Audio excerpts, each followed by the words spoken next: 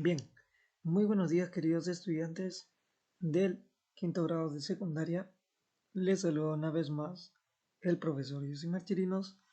Y bueno chicos, espero que el día de hoy cada uno de ustedes se encuentre muy bien de salud, por supuesto. Y bueno, vamos a iniciar así nuestra clase del día de hoy con Historia del Perú. Primero, recordando un poco, la semana pasada y antepasada hemos podido eh, ser partícipes de lo que ha pasado durante la guerra con Chile y en el final de la guerra con Chile, ¿verdad? Cómo finalizó esto y cómo es que Chile decide retirarse de Lima y retornar a su país. Entonces vamos a pasar a esta fase, que es la reconstrucción nacional. Bien, antes de continuar, primero vamos a mencionar también las recomendaciones de cada clase. Asegúrate de estar en un espacio calmado, de preferencia donde no haya mucho ruido, ¿no? Recuerda también mantener un volumen adecuado del equipo que estás utilizando para que así te permita escuchar mejor la clase. Recuerda, o evita, mejor dicho, realizar otras actividades mientras observas el video. Recuerda también tomar apuntes de la clase para el examen o tu SC, ¿no? Y anota preguntas acerca de la videoclase para que luego tus dudas o preguntas que tengas puedas compartirlo justamente en la hora de asesoría. Bien, entonces vamos a partir con lo siguiente. El segundo militarismo va a llegar por lo siguiente. Nos dice que es un nuevo periodo de predominio militar. Así es. Cuando mencionamos militarismo, nos referimos a un conjunto de mandatos o gobiernos con personajes militares. Así es. Entonces, acá está el segundo militarismo y nos dicen que es un nuevo periodo de predominio militar. Así es. Que abarcó los años de 1883 y 1895, ¿no?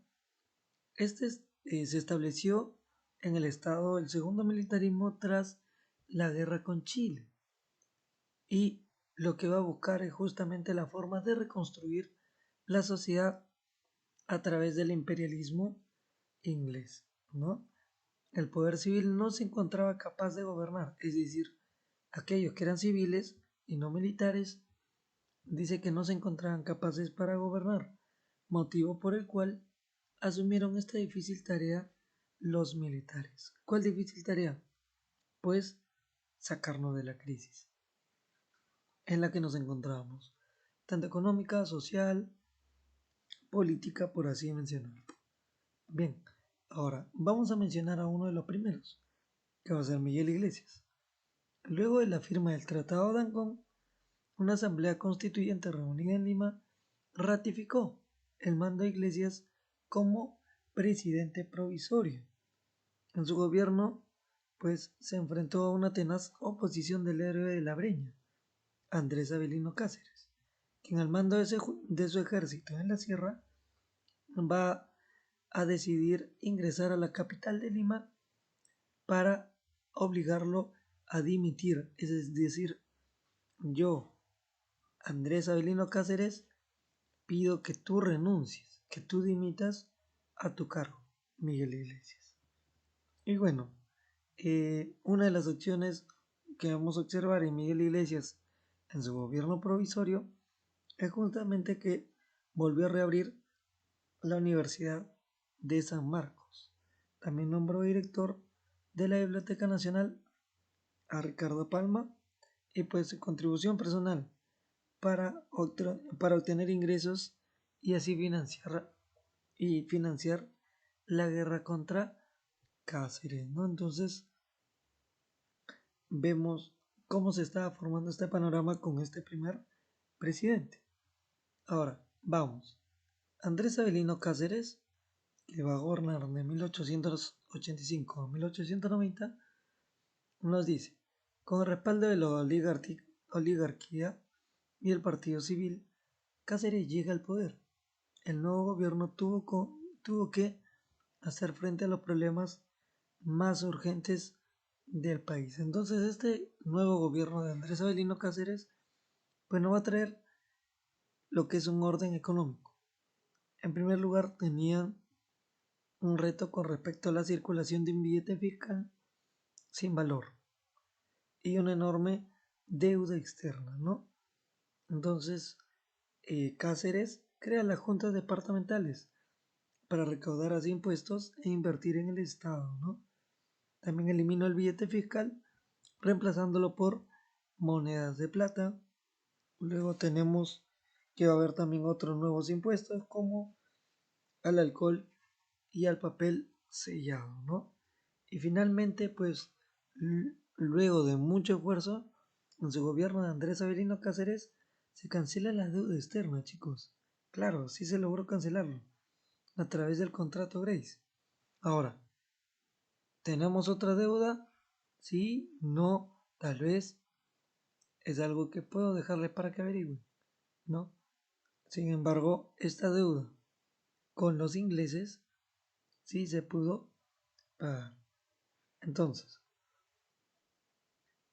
nos dice que acá justamente se canceló la deuda externa gracias al contrato Grace, ¿no? Entonces, vamos a saber en qué consiste el contrato Grace. Primero, fue lo siguiente. Fue firmado con el empresario británico Miguel Graves, que va a ser el representante del Comité de Tenedores de Bonos del Perú. Ojo, Miguel, este empresario británico, eh, es un representante de un comité, pero no de tenedores de cubierto, sino tenedores de la palabra tener. ¿Y qué tiene? Bonos del Perú, ¿no?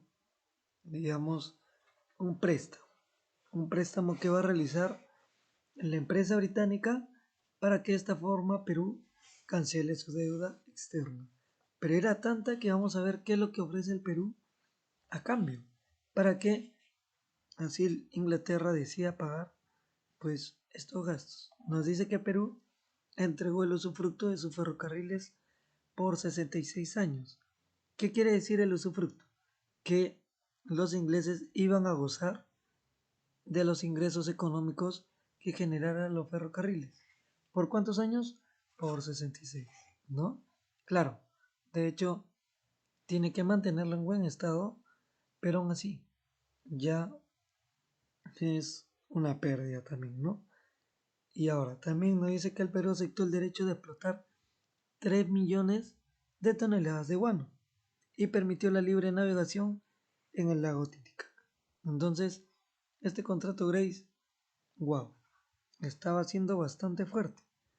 Y bueno, en 1890 nos dice que los ingleses fundaron en Londres la Peruvian Corporation y Perú pudo reincorporarse a la economía internacional, también reconstruir su finanza y atraer la inversión extranjera. Gracias, en otras palabras, el contrato Grace trataba acerca de una firma o un pacto con los ingleses para que de esta forma ellos paguen nuestra deuda externa y nosotros pagarles a través de nuestras riquezas, ¿no? Como los ferrocarriles, las toneladas de guano, la navegación en el lago Titicaca.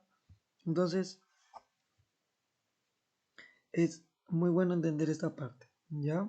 Como es que gracias a que los ingleses pagaron la deuda de Perú, pues Perú ya pudo reincorporarse a la economía internacional, como si nada hubiese pasado, ¿no?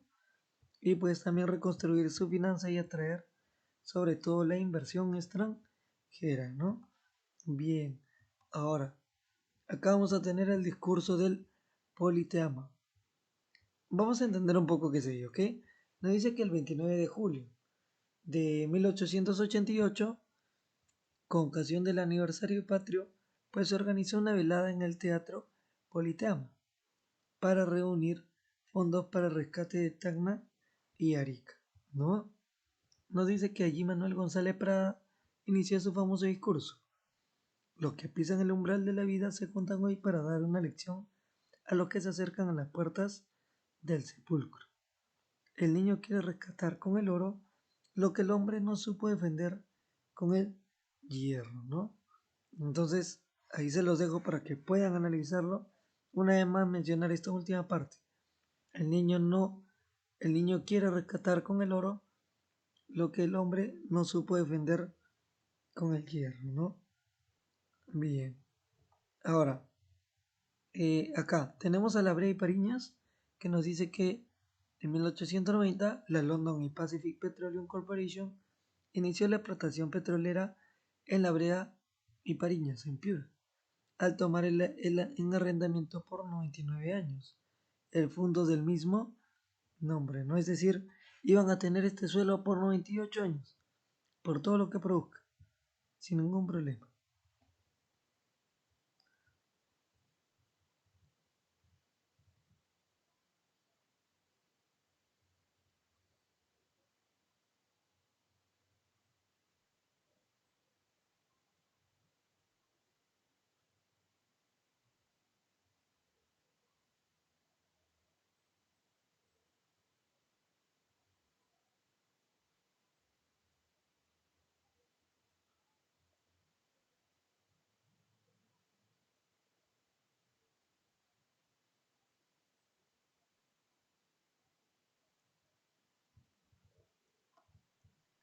Bien, ahora, disculpen este momento de interrupción, vamos a continuar con lo siguiente. Luego de que entendemos que en la Brea y Pariñas, pues esta empresa inglesa iba a empezar a funcionar y a extraer y a beneficiarse con las riquezas del suelo peruano, pues vamos a ver lo siguiente. A Remigio Morales Bermúdez, de 1890 a 1894. Nos dice que en 1890 el Partido Constitucional encarga al coronel Remigio Morales Bermúdez la tarea de continuar la obra de Andrés Avelino Cáceres. Por lo tanto, el gobierno de Remigio nos dice que va a ser el siguiente. Es donde se fundó la Unión Nacional, partido político creado por Manuel González Prada, luego promulgó la ley de habeas corpus, nos dice Morales, ¿no? Morales también me dice que se vencía el plazo de retención de Tacna y Arica. Sí, recuerden que estaba en disputa aún, ¿verdad? El poder saber si Tacna y Arica iba ya a pertenecer de manera, digamos, para siempre a Chile o a Perú, ¿no? Entonces, como Chile estaba demorando en poder realizar este proceso nuevamente, Perú protestó. Y bueno, luego Morales Bermúdez fallece antes de culminar su mandato. Ahora, le sucede el segundo vicepresidente, Justiniano Borgoño, quien convoca elecciones para preparar el retorno de Cáceres a Palacio de Gobierno, ¿no? Entonces, vemos acá, elecciones de 1894, pues se presentó solo el Partido Constitucional con su candidato Cáceres, aunque no crean. Los demás partidos se abstuvieron de concurrir debido a la absoluta falta de libertad electoral que había en ese entonces. Cáceres inauguró así su segundo mandato en agosto de 1894. ¿Ok? Tenemos entonces una vez más a Andrés Avelino Cáceres. Nos dice que el nuevo gobierno de Cáceres apenas duró 7 meses. Los grandes adversarios históricos, el Partido Civil y el Partido Demócrata, suscribieron el pacto de la coalición nacional. Pierola fue el jefe de la coalición, justamente, ¿no? Aquí nos dice, la oposición, pues al interior del país se empiezan a formar tropas de guerrilleros que no aceptan la legitimidad del nuevo gobierno de Andrés Avelino Cáceres, por considerarlo producto de una serie de intrigas políticas y sobre todo fraude electoral, es decir, donde no hubo democracia. Es de lo que se quejan o se oponen, ¿no? Entonces, Nicolás de Pierola, llega a Lima en 1895, desatando así una lucha sangrienta. Cáceres no tuvo más remedio que renunciar por toda la presión, más que mediática, por toda la presión social, ¿no? Y entregó el cargo de presidente al líder del civilismo. Bien, entonces, este va a ser uno de los últimos candidatos en el segundo militarismo. Y bueno, luego tenemos nuestra tarea domiciliaria en la página 64, chicos. Y muchas gracias por su atención. Nos vemos pronto en la asesoría. Chau, chau.